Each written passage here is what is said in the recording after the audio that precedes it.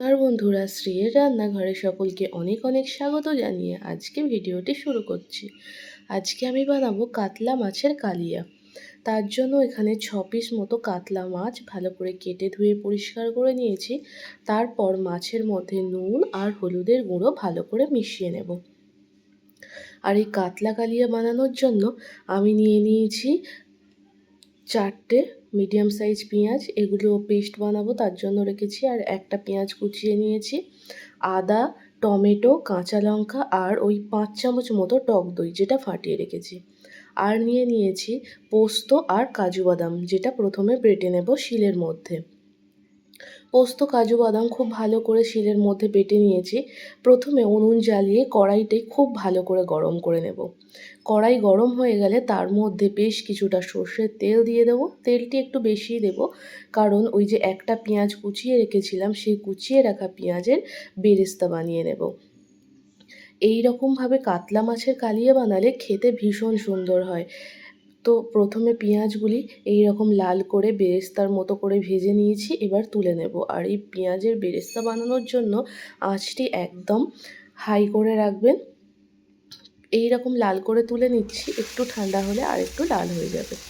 তারপর ওই তেলের মধ্যেই নুন হলুদ মিশিয়ে রাখা মাছগুলি একে একে ভেজে নেব। এভাবে সবগুলি মাছই কড়াইয়ের মধ্যে দিয়ে দিয়েছি। তারপর মাছের এক পিঠ হয়ে গেলে অন্য পিঠটি উল্টে নেব। মাছগুলি খুব ভালো করে লাল করে ভেজে নিয়েছি।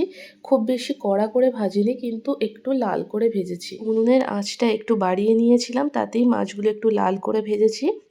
এতে মাছটা খুব বেশি কড়া করে ভাজা হয়নি, শুধুমাত্র একটু লাল হয়েছে। এতে টেস্টটা ভালো আসে, তাই এই রকমভাবে ভেজেছি। আর এইভাবেই মাছগুলি ভেজে নিয়েছি। তারপর একে একে ভাজা মাছগুলি তুলে নেব। খুব বেশি কড়া হয়ে গেলে মাছের টেস্টটা ভালো আসে না, তাই ওই তেলের মধ্যেই 1 চামচ মতো প্রথমে ঘি দিয়ে দিয়েছি। তারপরে তেজপাতা, 2টো শুকনো লঙ্কা আর দিয়ে দেব গোটা জিরে। দিয়ে ওই কয়েক সেকেন্ড একটু নাড়াচাড়া করে নেব। তারপর যে মশলাটি বেটেছিলাম, ওই যে পেঁয়াজ, আদা, কাঁচা লঙ্কা, এটি একসাথে একটা পেস্ট বানিয়ে নিয়েছিলাম, সেটি প্রথমে তেলের মধ্যে দিয়ে দেব। দিয়ে মশলাটি খুব ভালো করে কষাবো। মশলাটি কষাতে কষাতে যখন এর কাঁচা গন্ধটি চলে যাবে, এই রকমভাবে কালারটা চেঞ্জ হয়ে যাবে, তখন 2টো যে টমেটো বেটে রেখেছিলাম সেটিও দিয়ে দেব। দিয়ে মশলাটি খুব ভালো করে কষাতে থাকবো। এই রকম করে প্রায় 10 মিনিট মতো মশলাটি কষিয়ে নেব। তারপর একে একে দিয়ে দেবো। প্রথমে দিয়ে দিচ্ছি 1 চামচ পরিমাণ চিনি, তারপর পরিমাণ মতো নুন, হলুদের গুঁড়ো আর দিয়ে দেব ঝালের গুঁড়ো। তারপরে দিয়ে দেব একটা ভাজা মশলা। এখানে আছে ধনে, মৌরি, 3টে এলাচ আর গোলমরিচ। মশলাটি ভেজে গুঁড়ো করে তারপরে এখানে ব্যবহার করেছি ওই 1 চামচ মতো। সবগুলি মশলা খুব ভালো করে এভাবে মশলাটি কষিয়ে নেব। দেখুন, মশলাটি খুব ভালো করে কষিয়েছি। এভাবে তেল যখন ছাড়তে শুরু করেছে, তখন এর মধ্যে ফেটিয়ে রাখা টক দইটি দিয়ে দেব। এই সময় উনুনের আঁচটি একেবারে লো করে রেখেছি। তারপর টক দইটি খুব ভালো করে এভাবে কষিয়ে নিয়েছি। টক দইটি যখন ভালো করে এভাবে মেশানো হয়ে গেছে, তখন দিয়ে দেব সর্ষে ও কাজু বাটা। সর্ষে ও কাজু বাটা দিয়ে আবারও মশলাটির সাথে ভালো করে মিশিয়ে নেব। এই রকম ভাবে মশলাটি একটু বেশি সময় ধরে কষাতে হবে, এতে স্বাদটা ভীষণ ভালো আসবে। আর উপর থেকে কয়েকটি কাঁচা লঙ্কা দিয়ে দিয়েছি। আমি এখানে কাঁচা লঙ্কাটি চিড়ে দিইনি, গোটাই রেখে দিয়েছি। যদি ঝালের প্রয়োজন হয় তবে দেব।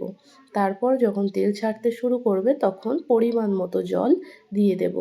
জল দেওয়ার পর ওয়েট করব। জলটি যখন ফুটে উঠবে, তখন মাছগুলি একে একে এই ঝোলের মধ্যে দিয়ে দেব। সবগুলি মাছ দিয়ে ওই 10 থেকে 12 মিনিট মতো ঢাকা দিয়ে রাখবো। যেহেতু মাছগুলি ভালো করে ভেজে নিয়েছি, আর 10 মিনিট মতো ফোটালেই হয়ে যাবে। তারপর ঢাকা দিয়ে দিলাম ওই 10 থেকে 12 মিনিট মতো। ঢাকাটি খুলে দেখব, দেখুন ঝোলটা অনেকটা কমে গেছে। আমি এই রকমই গ্রেভি রাখবো, কারণ ঠান্ডা হয়ে গেলে আর একটু ঝোলটা গাঢ় হয়ে যাবে, তাই খুব বেশি গাঢ় করব না, তাই এই রকমই রাখবো। তারপর এভাবে বেরেস্তা ভাজাটা দিয়ে দেব, দিয়ে ভালো করে মিশিয়ে নেব। আর তারপর সবশেষে 1/2 চামচ মতো গরম মশলা গুঁড়ো দিয়ে নামিয়ে নেব। তৈরি হয়ে গেছে কাতলা মাছের কালিয়া, যেটি খেতে ভীষণ সুন্দর হয়। আপনারা অবশ্যই এটি বাড়িতে একবার বানিয়ে দেখবেন আর কমেন্ট করে জানাবেন কেমন হয়েছে। আর ভিডিওটি ভালো লাগলে অবশ্যই চ্যানেলটিকে সাবস্ক্রাইব করে পাশে থাকবেন। দেখা হচ্ছে পরের ভিডিও।